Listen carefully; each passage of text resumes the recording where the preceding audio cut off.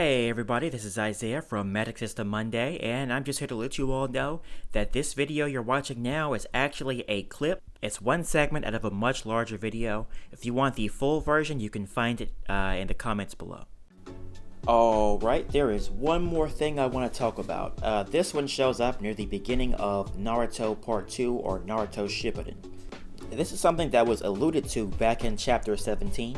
Way back in Chapter 17, when they first gave the explanation for how Chakra and Ninjutsu works, Kakashi mentioned something that I'm not sure if he mentions in the anime.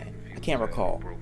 But he mentioned that in order to perform Ninjutsu, the amount of Chakra you need varies, but also the combination of elements that you need to combine can also vary. This implied that obviously, varying elements of Ninjutsu exist, but also possibly that they could be combined. All that is fine and dandy and makes a lot of sense. But the writer in Naruto Shippuden creates a completely separate system. Now this system that he creates isn't bad. It's just a strong contradiction to the information we got beforehand. He creates a new version of chakra control in Ninjutsu that is effectively intended to be closer to a hard magic system as opposed to a soft one. Because previously, we don't exactly know how ninjutsu works overall. We know the basics of how they are performed. We know chakra exists or whatever, but before the introduction of just manifesting raw chakra, if there's a specific technique or jutsu that the writer wants a character to learn, all we can do as the writer, as the viewers, is pay attention to what that ability does specifically and what the hand signs are, and then just worry about whether or not the writer allows that character to learn the ability. That's basically it. But now the writer is taking a more rational approach to who can perform what jutsu.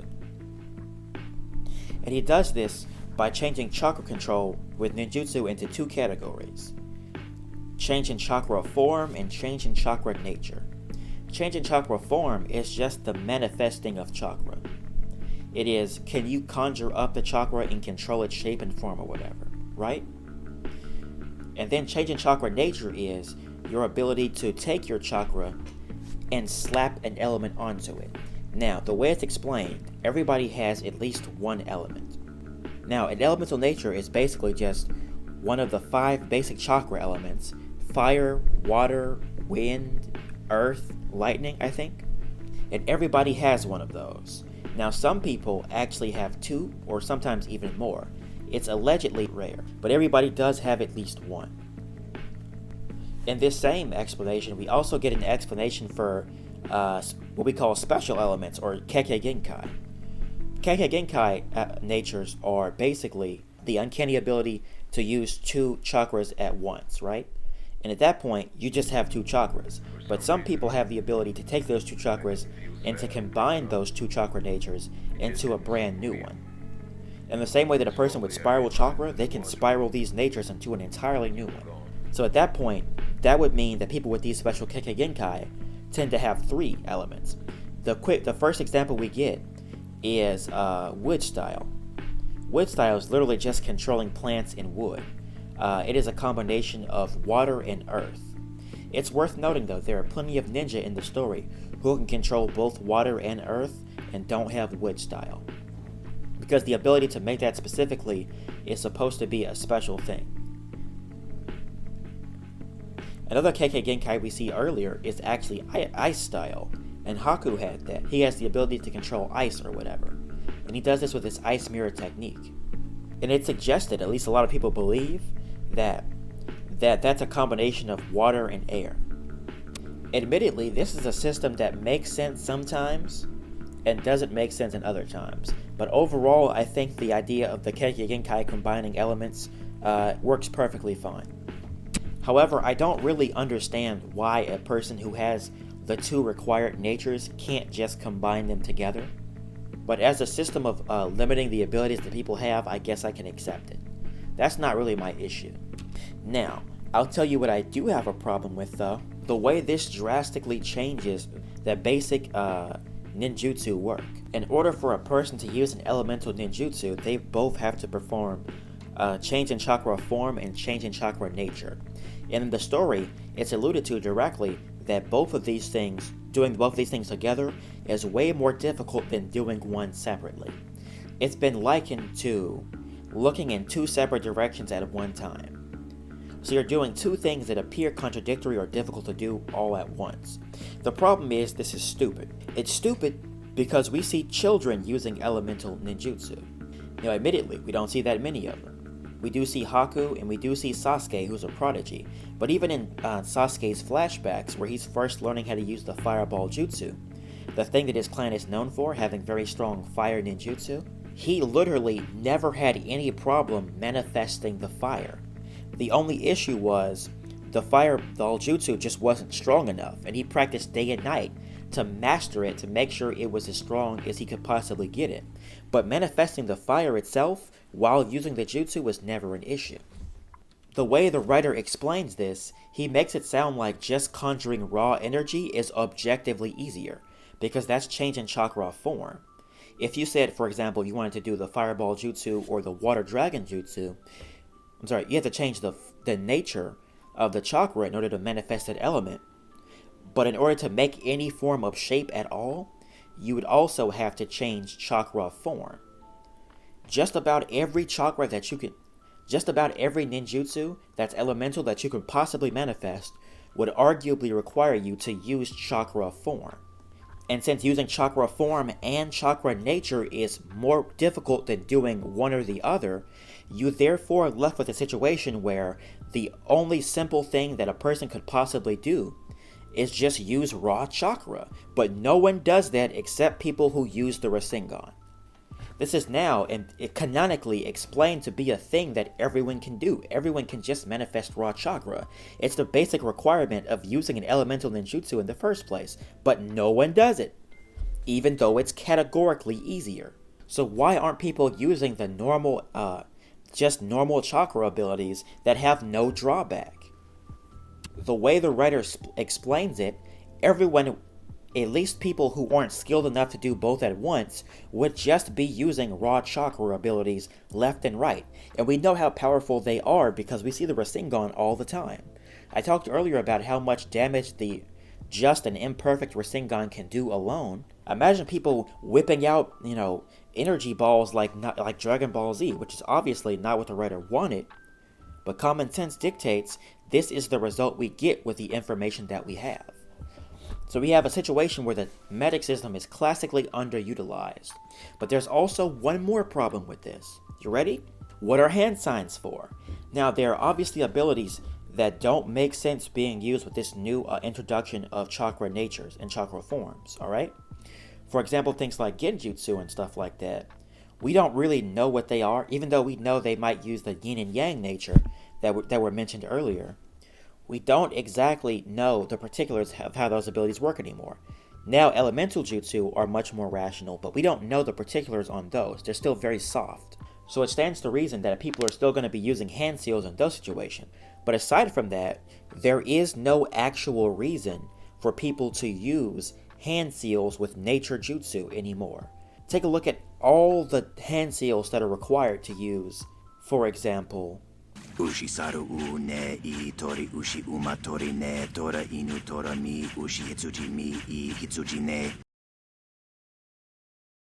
Jin saru tori tatsu tori ushi uma hitsuji tora mi ne saru u I tatsu hitsuji ne ushi saru tori jin ne I. The water dragon jutsu, or the fireball jutsu.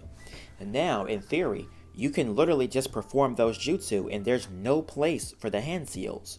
There's no justification for using hand seals and elemental jutsu anymore, which the writer mostly seems to be aware of, even though he doesn't admit it.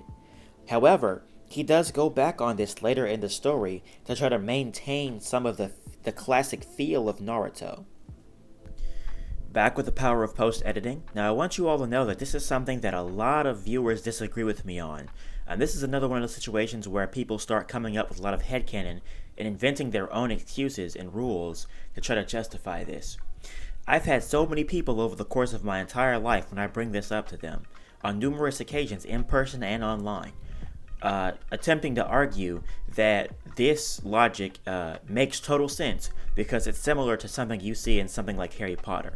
So like in Harry Potter, they actually have wands, which produce the physical focus when they cast their spells. But then they have the words that use the mental focus.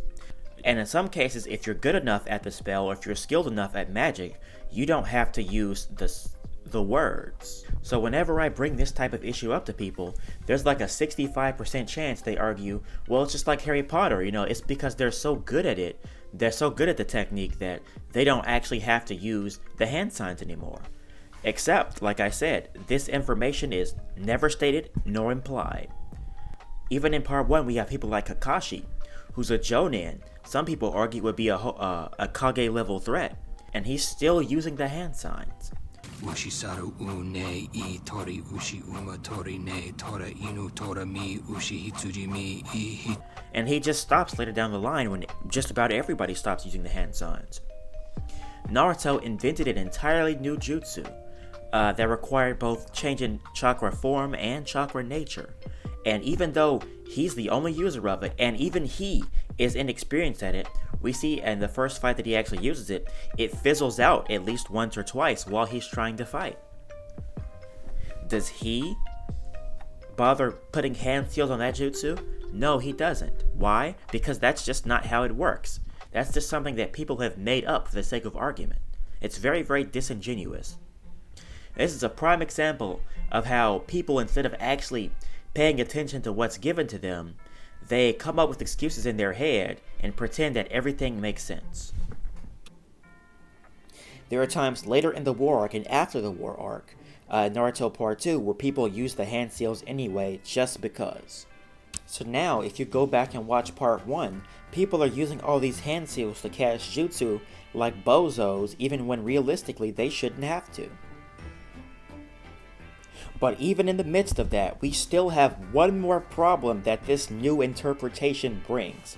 Are you ready? Alright, so just to recap, we know for a fact that everybody has one basic chakra nature, right?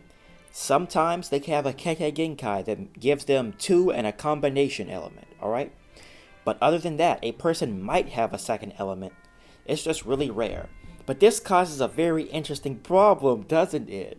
It causes a very interesting problem. And that would be Kakashi. And by extension Sasuke, but mainly Kakashi. The legendary shinobi, the legendary Jonin, Kakashi of the Sharingan Eye. The copy ninja who knows 1,000 jutsu. Alright? We've seen this man use water jutsu, fire jutsu, lightning jutsu, earth jutsu up to this point. Well, I don't recall him using any wind abilities. It's been alluded to or implied that he can use all 5 nature transformations. With the information we've been given, people with 2 natures are prodigies. People with 2 natures in a Kekkei Genkai are legendary even. You see what I'm saying? They're not normal people. They have incredible abilities that no one else possesses, just by having 2 natures, or having 2 natures in a combination. But this Kakashi guy, all of a sudden, has 5 natures minimum. It would make total sense in the previous edition of the magic system that Kakashi could do all these things because he can copy jutsu.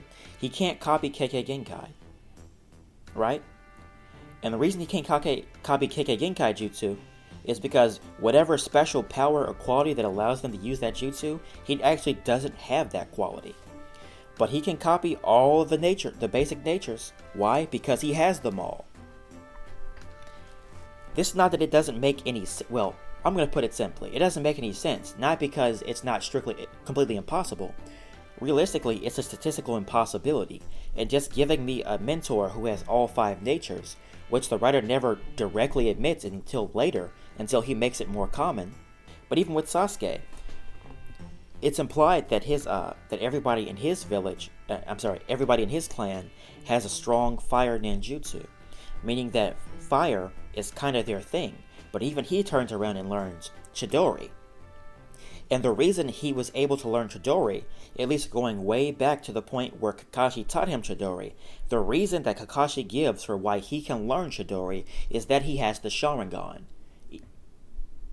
What he was explaining there is a completely separate mechanic about how Chidori works and how it's so fast and all that stuff. I mentioned that earlier in the video, or one of my other videos. I'm not going to explain that, but that doesn't give him the nature, the lightning nature. So apparently, he purely by coincidence has the second chakra nature. But here we are, with Sasuke learning a jutsu of a completely separate chakra nature that's not any weaker than his others.